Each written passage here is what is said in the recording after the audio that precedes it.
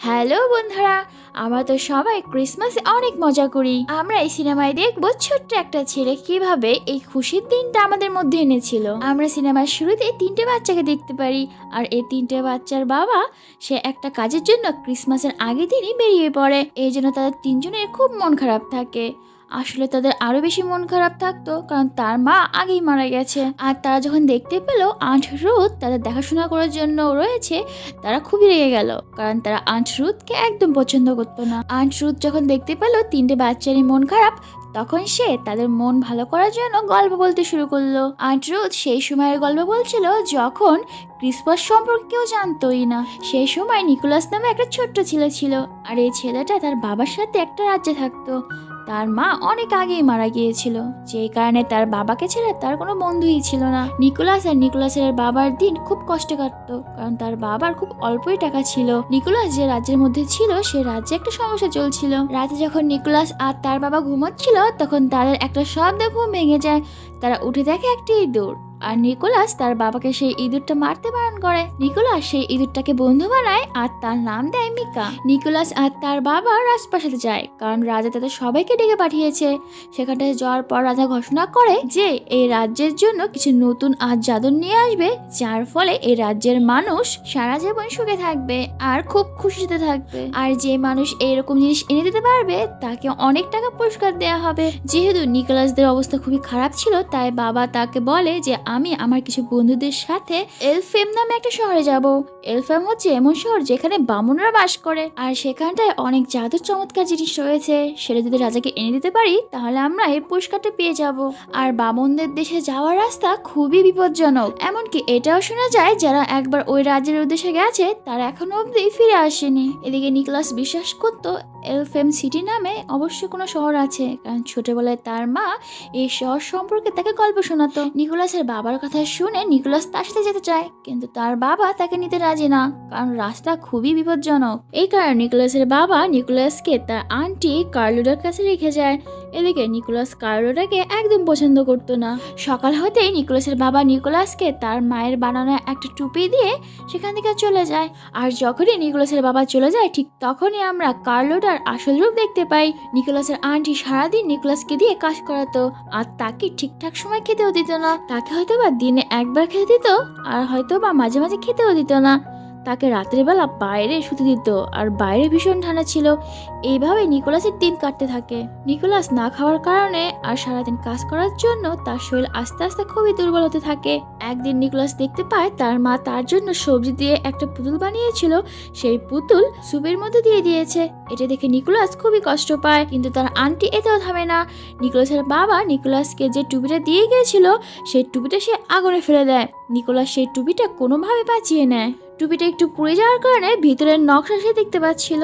এটা যেহেতু তার মায়ের বানানো ছিল, সে দেখতে পায় তার মা তাদের জন্য বামুন দেশে যাওয়ার নকশা তৈরি করেছে।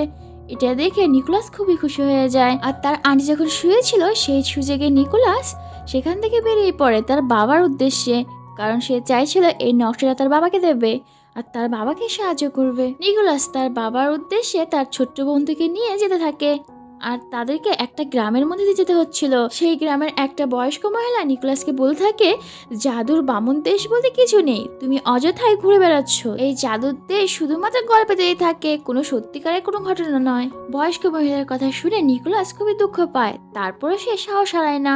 তারপরও সে যেতে থাকে। এত ঠান্ডা আর খিদেতে ছোট্ট নিকোলাস খুবই দুর্বল হতে থাকে।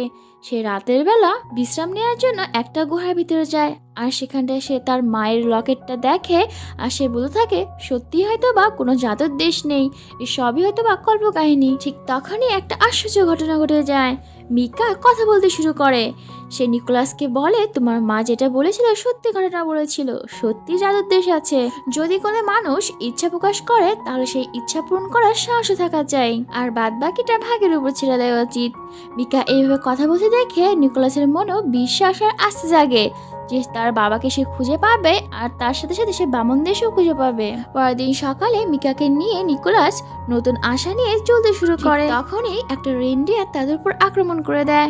নিকোলাস ভালো করে খেয়াল করে দেখে যে রেনডিয়ারের একটা তিল লেগেছে। রেনডিয়ারের এই অবস্থা দেখে নিকোলাসের খুবই মায়া হয়, তাই সে সাহস করে রেনডিয়ারের কাছে যায় আর তার বিশ্বাস অর্জন করে। আর তীরটা সে বের করে দেয়, যার ফলে তারা একে অপরের বন্ধু হয়ে যায়। এরপর আমরা দেখতে পাই সে রেনডিয়ার নিকোলাসকে একা ছাড়ে না, নিকোলাসকে তার পিঠে দিয়ে চলতে শুরু করে। আর তারা খুব শীঘ্রই মাউন্ট পয়েন্টের কাছে চলে যায়, যেটা ম্যাপে লেখা ছিল। নিকোলাস তো খুবই খুশি হয়ে যায়, ম্যাপে যে জায়গার কথা ছিল সেই জায়গায় সে পৌঁছে গেছে। এখন সব সমস্যার সমাধান হয়ে যাবে, তার বাবাকেও সে খুঁজে পাবে আর বামুনদের জাদুর দেশও খুঁজে পাবে। কিন্তু নিকোলাস সেখানে গিয়ে দেখে সেখানে শুধুমাত্র বরফ আর বরফ, বরফ ছাড়া সেখানে তার কিছুই দেখা যাচ্ছিল না। আর যেখানে তার বাবার থাকার কথা ছিল সেখানটা শুধু তার বাবার ছুরিটা খুঁজে পায়, যার ফলে নিকোলাস খুবই ভয় পেয়ে যায়। সে ভাবতে শুরু করে তার বাবার কিছু হয়ে যায়নি তো।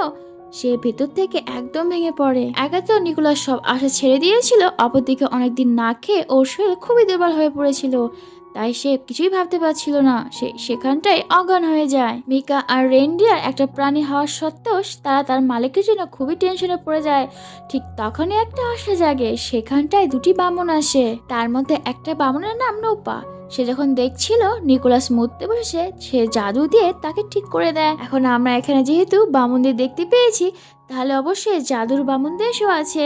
যখন নিকোলাসের জ্ঞান ফিরে সে নুপাকে জিজ্ঞেস করে সত্যি কি কোনো জাদুর বামুন দেশ আছে, তখন নুপা বলে তুমি যদি তোমার মনে বিশ্বাস আনো আর বিশ্বাসের চোখে দেখো, তাহলে অবশ্যই বামুনদের জাদুর দেশ তুমি দেখতে পাবে। ঠিক তখন নিকোলাস বিশ্বাস করতে শুরু করে, আর সত্যি সত্যি তার সামনে বামুনদের শহর ভেসে ওঠে। তখন নিকোলাস সেই বামুনদের সাথে সেই শহরে ঢোকে। নিকোলাসের মা নিকোলাসকে বলেছিল এই শহরটি খুবই সুন্দর আর জাদুর, আর এখানকার সবাই খুবই হাসি খুশি। কিন্তু নিকোলাস যখন শহরে ঢোকে তখন সে কিছুই দেখতে পায় না।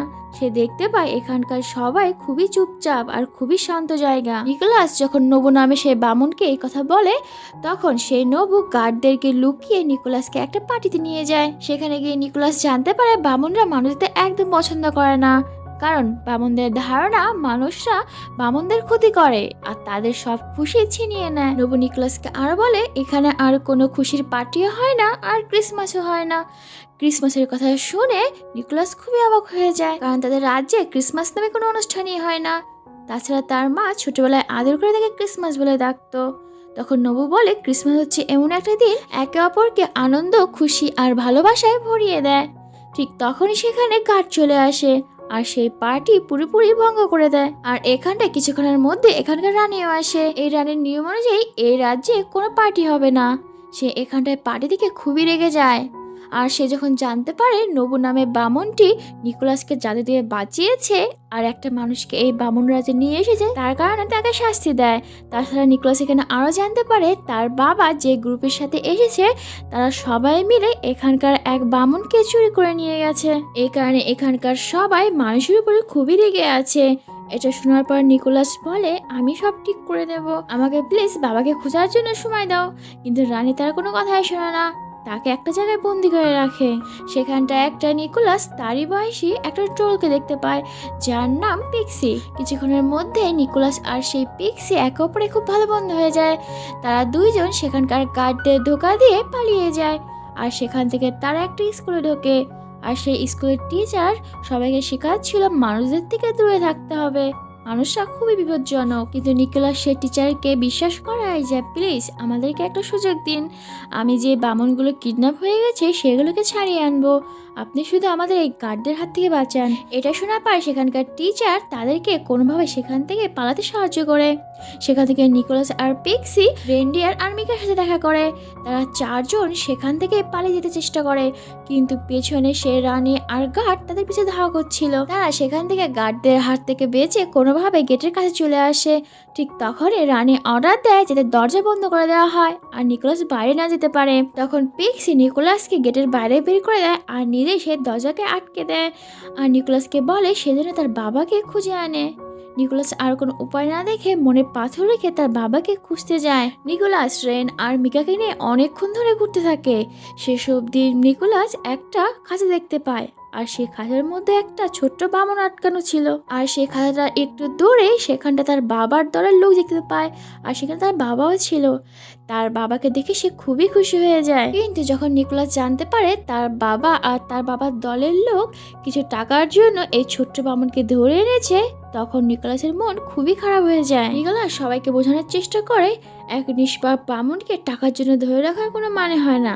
এই নিষ্পাপ বামনটাকে ছেড়ে দেওয়া উচিত। কিন্তু এখানকার কেউ তার কথা শোনে না, এমনকি তার বাবাও তার কথা শোনে না। উল্টো তার বাবা নিকোলাসকে গাছের সাথে বেঁধে ফেলে। আসলে তার বাবা এমনটা করেছে নিকোলাসকে বাঁচানোর জন্যই। অনেক রাতে নিকোলাসের বাবা সেই বামনটাকে আর নিকোলাসকে ছাড়িয়ে সেখান থেকে পালানোর চেষ্টা করে, কিন্তু সেই গ্রুপের লোক সেটা বুঝতে পেরে যায় আর তাদের পিছু ধাওয়া করে আর তাদের দিকে তীর ছুটতে থাকে। নিকোলাস আর তার বাবা রেনডিয়ারের সাহায্যে গাড়ি নিয়ে চলছিল, কিন্তু সামনেই অনেক বড় একটা গর্ত পড়ে যায়, যার ফলে নিকোলাস রেনডিয়ারকে বলে তুমি ওড়ো, আর রেনডিয়ার উঠতে শুরু করে। কিন্তু ওর বাবার গাড়ির জন্য রেনডিয়ার ভালোভাবে উঠতে পারছিল না, সে কারণে নিকোলাসের বাবা তার গাড়ির দড়িটা খুলে দেয় আর সে নিচে পড়ে যায়। নিকোলাস এখন বুঝতে পারছিল না কি করবে। তার বাবার এই অবস্থার জন্য সে দুঃখ করবে নাকি বামনটাকে বাঁচাতে পারলো তার জন্য আনন্দ করবে। সে যাই হোক, তারা সবাই মিলে সেই বামন সিটিতে পৌঁছে যায়। অন্যদিকে আমরা দেখতে পারি রানী সে টিচারকে শাস্তি দিচ্ছে কারণ সে নিকোলাসকে পালাতে সাহায্য করেছিল। ঠিক তখনই নিকোলাস বামনটাকে নিয়ে আসে আর সবাই অবাক হয়ে যায়।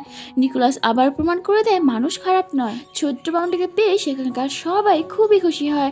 তারা রানীর কথা না মেনে আনন্দ করতে চলে যায়। ছোট্ট বামনের মা বাবা ক্রিসমাসের দিন নিকোলাসকে অনেকগুলো খেলনা দেয় ধন্যবাদ দেওয়ার জন্য। সেই খেলনাগুলো দেখে নিকোলাসের মাথায় বুদ্ধি চলে আসে আর তার মনে আশাও জাগে যে তার রাজ্যে সে নতুন কিছু নিয়ে যেতে পারবে, যেটা সারা জীবন সব বাচ্চাদের থেকে শুরু করে সবাইকে খুশি দিতে পারবে। নিকোলাস তাই সেখানকার সব বামনকে আরো অনেক খেলনা বানাতে বলে, আর সেখানকার সব বামনরাও তার কথা অনুযায়ী অনেকগুলো খেলনা তৈরি করে। আর সেই সব খেলনা নিয়ে নিকোলাস তার বাড়ির উদ্দেশ্যে যাচ্ছিল। ঠিক তখনই রানী এসে তার উপর আক্রমণ করে দেয়। কিন্তু তখনই রানী দেখতে পায় নিকোলাসের গলায় একটা লকেট, আর এটা ছিল লুমি নামে একটা মেয়ের, আর লুমি ছিল নিকোলাসের মা।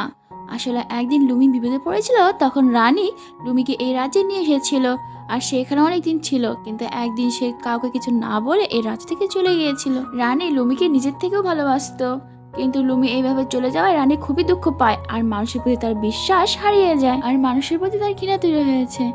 এই কথা শোনার পর নিকোলাস বলে তার মা এখানকার কথা কখনোই ভুলে যায়নি, সব কথা তার মনে রেখেছিল, তাই তো ছোটবেলায় নিকোলাসকে সে আদর করে ক্রিসমাস ডাকতো। এটা শোনার পর রানীর মন গলে যায় আর সে নিকোলাসকে খেলনাগুলো নিয়ে যেতে দেয়। নিকোলাস সে খেলনাগুলো নিয়ে রাজার কাছে যায় আর রাজাকে জাদুর দেখানোর জন্য রেনডিয়ারের উপরে তাকে বসে উড়াতে থাকে আর প্রত্যেকটা বাড়িতে গিয়ে সব বাচ্চাদেরকে খেলনা দেয়। ওই খেলনাগুলো দেখে সব বাচ্চাদের মুখে হাসি ফিরে আসে। এটা দেখে রাজা খুবই খুশি হয় কারণ সে যেটা চেয়েছিল সেটাই পেয়ে গেছে। রাজা নিকোলাসকে অনেক ধন্যবাদ দেয়। তাছাড়া নিকোলাস সে রাজাকে নিয়ে হরিণের পিঠে করে সে তার আন্টির কাছে যায় তার আন্টিকে চকলেট দেওয়ার জন্য, কারণ ক্রিসমাস সবার জন্য ভালোবাসা আনন্দ জাগায়, কারোর জন্য ঘৃণা পুষে রাখে না। সেখান থেকে রাজা আর নিকোলাস সে হরিণটাকে নিয়ে নতুন অ্যাডভেঞ্চারে চলে যায় আর এখানেই নিকোলাসের কাহিনী শেষ হয়ে যায়। আমরা অপরদিকে দেখতে পারি আন্ট রুথ যেখানে গল্প বলছিল সে সবাইকে নিয়ে নিচে আসে আর ততক্ষণে সেই বাচ্চাগুলোর বাবাও চলে এসেছিল। সেই বাচ্চাগুলো নিচে এসে দেখতে পায় সেখানে সবকিছু ক্রিসমাসের জন্য সাজানো আছে। এটা দেখে বাচ্চারা সত্যি সত্যি বিশ্বাস করে জাদুর অবশ্যই কিছু আছে। আর তখনই আমরা দেখতে পাই আন্ট রুথের কান বামনদের মতো, তার মানে আন্ট রুথে একজন বামন আর এইসব কিছু আন্ট রুথ করেছে। আর এখানটায় সিনেমাটা হ্যাপি এন্ডিং হয়ে যায়। থ্যাংক ইউ ফর ওয়াচিং আর সবাইকে অনেক ক্রিসমাসের শুভেচ্ছা।